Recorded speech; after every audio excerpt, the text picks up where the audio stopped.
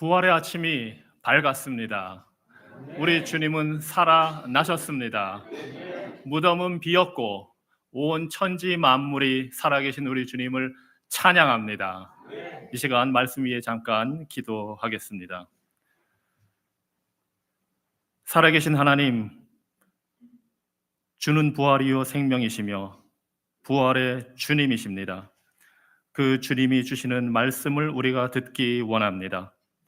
전하는 자의 입술의 말과 듣는 자들의 마음의 생각이 주께 연락되기를, 주께서 기쁘게 받으시는 것 되기를 간구하며 예수 그리스도 이름으로 기도합니다. 아멘. 우리 예수 그리스도는 이 세상에서 스스로를 부활이요 생명이라고 말씀하실 수 있는 유일한 분입니다. 요한복음 11장에서 죽은 나사로를 살리신 분일 뿐 아니라 얼마 후에는 예수님 자신이 죽음에서 살아나신 분입니다. 그분은 당당하게 부활이요 생명이심을 선포하실 수 있는 하나님의 아들이십니다. 그분을 믿는 자들, 믿음으로 그분과 연합된 자들에게 멸망하지 않는 생명을 주시고 누리게 하시는 그런 분입니다.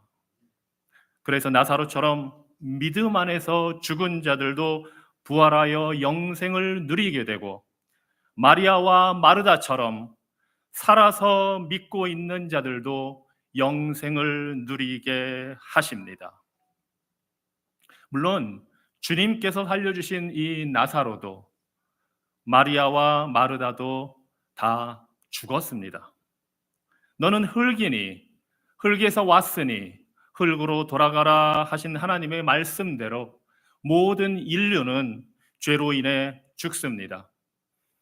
위대한 선지자 모세도 120세까지 정정하게 살았지만 느보산에 올라가라, 가나안 땅을 바라보아라, 그리고 그곳에서 죽어라 명령하신 하나님의 말씀대로 죽었습니다. 그 죽음 뒤에는 심판이 있습니다. 영원한 멸망과 영원한 생명이 결정이 됩니다. 나사로와 마리아, 마르다를 비롯해서 누구든지 부활의 생명이 되신 예수 그리스도를 믿는 자들은 하나님 나라에서 영생을 누리게 되지만, 그리스도가 없는 자들은 마귀와 악한 영들과 함께 영원히 지옥 멸망을 당하게 됩니다. 저는 이 자리에 있는 모든 분들이 예수님을 구주로 믿기 바랍니다. 예수 그리스도를 구원자이시요 왕으로 믿기 바랍니다. 그분이 죽은 자를 일으키시는 능력의 하나님이심을 믿기 바랍니다. 그분이 십자가에서 죽으셨다가 3일 만에 살아나셔 부활하신 영원한 생명이심을 믿기 바랍니다. 많은 사람들이 예수님의 부활을 의심하고 믿지 못합니다. 하지만 성도는 성경에서 예언하신 대로, 예수님 자신이 예언하신 대로 그리스도가 고통받고 죽었다가 3일 만에 살아나신 그 사실을 믿습니다. 빈 무덤이 우리 예수 그리스도의 부활을 증거하고, 여인들과 제자들이 그날 아침 달려가 빈 무덤을 본 사실을 증거합니다. 교회의 역사가 증거합니다. 무엇보다도 우리에게 주신 그 하나님의 말씀이 예수 그리스도의 부활을 증거합니다. 그래서 우리에게는 예수님의 부활이 역사적으로 분명한 사실이며 객관적인 진실이요 믿음의 대상임을 알고 있습니다. 하지만 예수님의 부활은 우리가 믿어야만 하는 사실이나 교리로 끝나는 것이 아닙니다. 주님의 부활은 우리 성도들의 삶에 유익을 가져오는 능력의 부활입니다. 첫째로, 주님의 부활은 죄와 죽음의 문제를 해결했습니다. 부활하신 주님이 죄와 죽음을 정복했습니다. 그래서 사도 바울은 고린도전서 15장 17절에서 이렇게 말씀합니다. 그리스도께서 다시 살아나신 일이 없으면 너희의 믿음도 헛되고 너희가 여전히 죄 가운데 있을 것이다. 그리스도께서 다시 살아나셨기에 우리는 더 이상 죄의 정죄를 당하지 않습니다. 하나님께서 예수님을 죽은 자 가운데서 다시 살아나게 하시는 것은 죄인들을 위한 예수님의 구원 사역, 십자가의 죽음이 우리의 죄를 용서했음을 확증하는 것입니다. 죄의 빚은 갚아졌고 형벌이 이루어졌고 우리를 향한 그 저주가 진노의 심판이 제거되었습니다. 그리스도께서 우리 스스로는 결코 할 수 없는 그 일들을 우리를 위해 이루신 것입니다. 우리의 죄를 제거하고 우리를 하나님과 올바른 관계로 회복하셨습니다. 여러분의 죄가 아무리 끔찍하고 아무리 오래되었다 해도 용서받을 수 있습니다. 아무리 큰 죄라도 누구에게 말할 수 없는 그런 부끄러운 죄라 할지라도 용서받을 수 있습니다. 하나님과 올바르게 되는 것, 화목한 관계를 갖는 것은 우리 사람이 할 수 있는 일이 아닙니다. 하나님의 일입니다. 그래서 그리스도가 십자가에서 죽고 3일 만에 부활하여 이루어 주셨습니다. 우리가 할 수 없는 그 놀라운 구원의 역사를 우리 주님이 이루셨습니다. 예수님의 부활은 우리의 죄의 문제뿐만 아니라 우리의 죽음의 문제도 해결했습니다. 로마서 8장 11절의 말씀입니다. 예수를 죽은 자 가운데서 살리신 이의 영이 너희 안에 거하시면 그리스도 예수를 죽은 자 가운데서 살리신 이가 너희 안에 거하시는 그의 영으로 말미암아 너희 죽을 몸도 살리시리라. 하나님이 그리스도를 살리셨습니다. 우리 또한 살리십니다. 그리스도가 죽음을 이겼습니다. 우리도 그리스도 안에서 죽음을 이기게 됩니다. 부활의 생명이신 예수님과 연합되어 있으면 우리도 예수 그리스도처럼 부활의 몸을 입고 영원한 생명을 누리며 살게 됩니다. 우리는 영생이라는 말을 들으면 죽지 않고 오래 사는 것으로 주로 이해합니다. 하지만 영생은 바로 영원하신 하나님이 누리시는 그 지극한 행복을 함께 누리는 것입니다. 하나님은 온 우주에서 가장 행복한 분이십니다. 여러분이 하나님에 대해 어떤 생각을 하고 이미지를 갖고 있는지 잘 모르겠지만 대부분의 사람들은 하나님을 근엄하고 무섭고 어려운 존재로 생각합니다. 그러나 우리 하나님은 이 세상에서 온 우주에서 가장 행복하게 즐거워하며 계신 분입니다. 성부와 성자 성령 그 삼위 하나님은 서로에 대한 충만한 사랑으로 서로를 즐거워하며 지극한 행복의 순간을 누리고 계십니다. 부활의 주님은 우리를 그 신비로운 삼위일체의 사랑의 관계 속으로 이끌어 들이십니다. 예수 그리스도께서 십자가 희생으로 우리의 죄를 대속하시고 부활의 능력으로 우리를 인쳐 주신 것은 우리를 그 관계 속으로 이끌기 위해 우리를 당신의 신부로 삼아 주시는 일입니다. 그래서 우리의 죄를 씻어 주실 뿐만 아니라 당신의 의를 우리에게 입혀 주셔서 의로운 자, 예수 그리스도의 신부로서 합당한 자가 될 수 있게 해 주셨습니다. 그리고 우리를 하나님의 아들, 딸로 입양해 주시고 우리가 그리스도를 닮아가게 하셨습니다. 자녀들이 부모를 닮는 것 당연하고 부부가 서로 간에 살면서 닮아가게 되는 것 또한 자연스러운 일입니다. 우리 또한 우리의 신랑 되신 예수 그리스도를 닮아가게 됩니다. 그리고 우리가 죽는 순간에 우리의 육신은 흙으로 돌아가지만 우리의 영혼은 영광의 나라로 들어가 살게 하여 주셨습니다. 그리고 마침내 하늘 보좌에 계신 예수께서 이 땅에 다시 재림하실 때에 우리의 몸은 부활의 첫 열매이신 그리스도처럼 부활하게 될 것입니다. 그때 성도들은 그리스도와 함께 1000년 동안 왕노릇할 것이고 마침내 주님께서 만물을 회복하여 성부 하나님께 바칠 때에 새 하늘과 새 땅에서 영원한 행복의 삶을 살게 될 것입니다.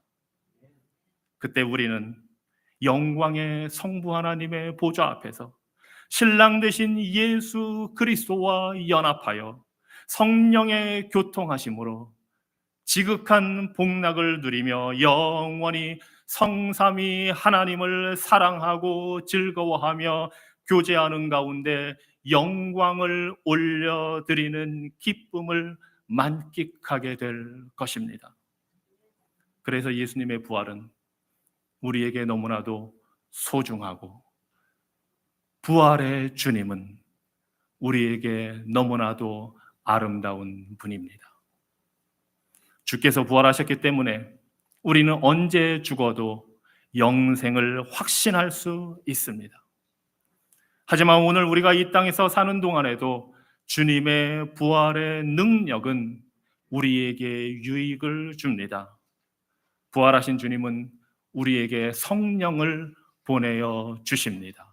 이것이 바로 두 번째 유익입니다. 하나님께서 그리스도의 십자가 죽음과 부활을 통해 우리를 구원하신 목적은 바로 성화의 삶입니다. 주께서 거룩하신 것처럼 우리도 거룩하라 명하십니다.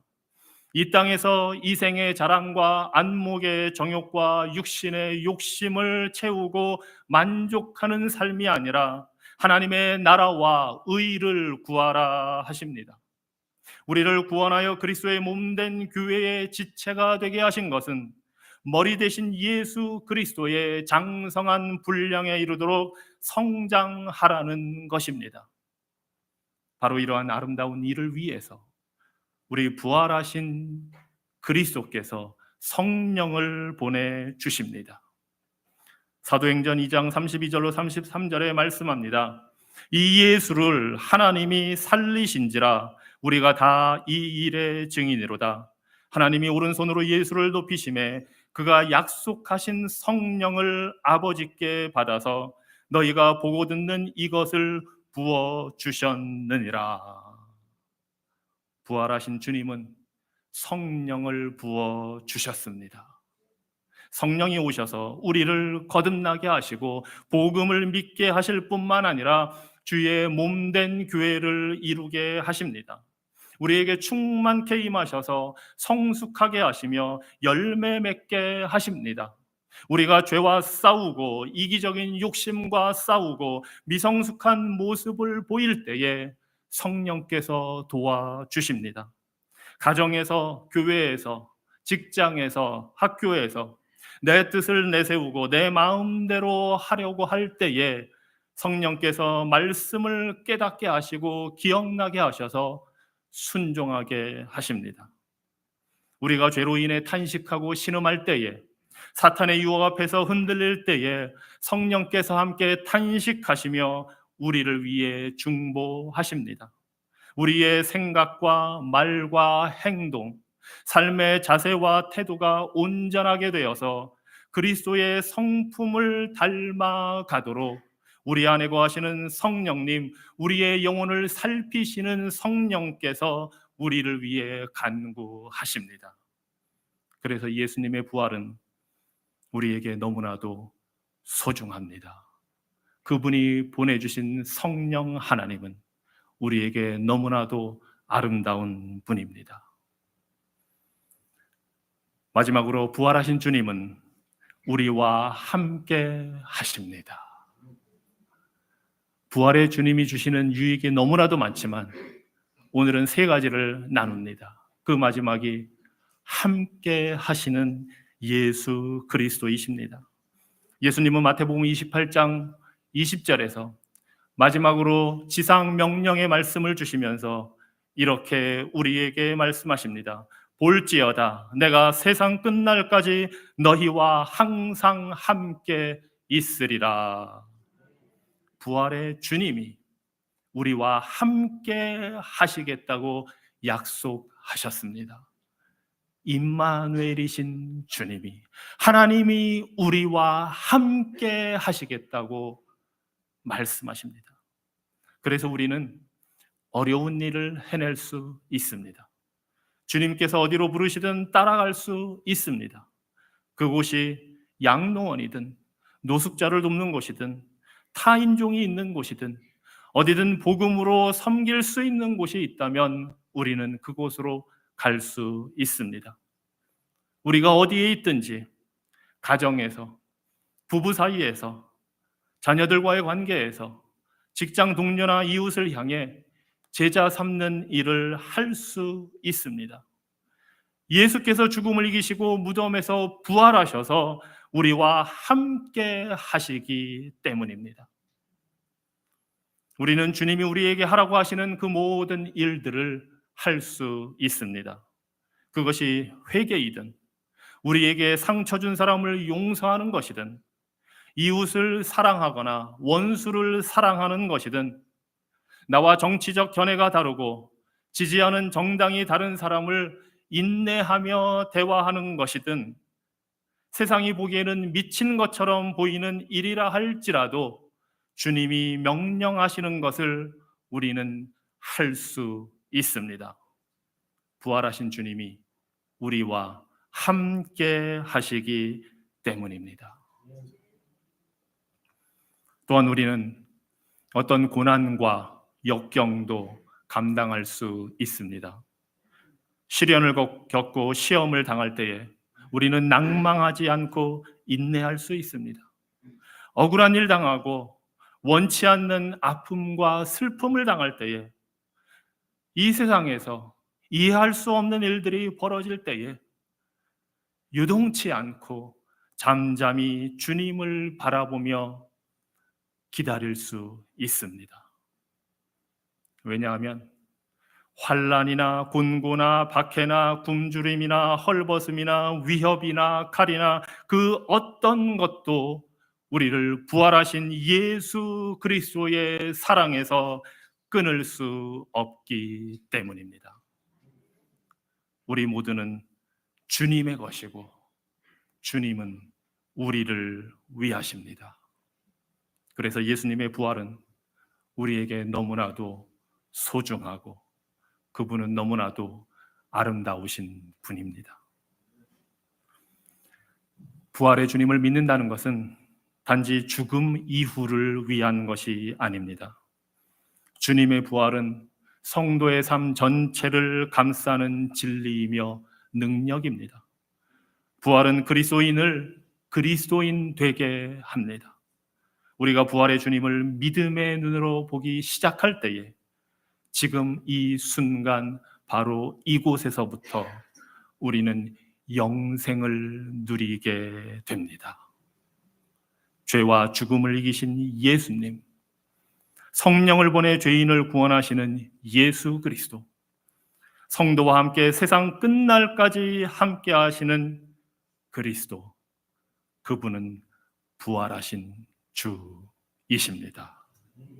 그분을 믿으십니까? 기도하겠습니다. 하나님 아버지, 우리가 부활이요 생명이신 예수 그리스도를 믿습니다. 죄인을 의롭게 하시고 영생을 누리게 하시며 영원한 하나님 나라를 바라보게 하시는 그리스도를 믿습니다. 우리의 주요 구원자이신 그리스도를 인하여 감사와 찬양과 영광을 올려드립니다. 예수 그리스도 이름으로 기도합니다. 아멘.